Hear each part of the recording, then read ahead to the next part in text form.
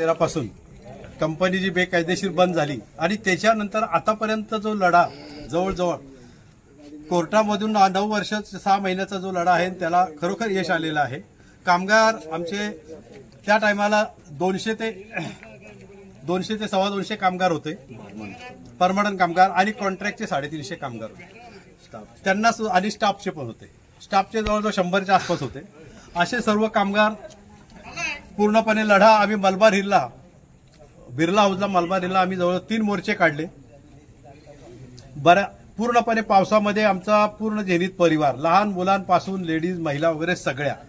त्याच्यानंतर आम्ही डालामल हाऊस आमचं हेड ऑफिस आहे, तिथं सुद्धा 2-3 मोर्चे काढले, पण आम्हाला तिथं कुठे न्याय मिळाला नाही। नंतर आम्ही हिंद कामगार संघटनेच्या माध्यमातून आझाद मैदान येथे 3 वर्ष उपोषणाला आम्ही बसलो।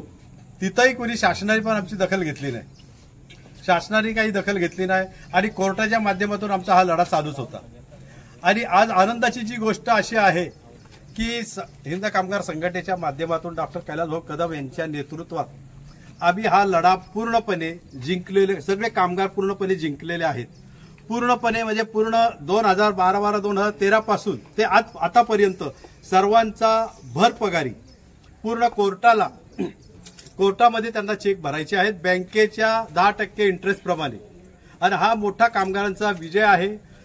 खरोखर आम्ही कैलासभाऊ कदम हिंद कामगार संघटना झेनित कामगार आम्ही त्यांचे अभिनंदन करतो की त्यांच्या मेहनतीमुळे आज आम्हाला हे जे चांगले सुखाचे दिवस पाहायला मिळाले,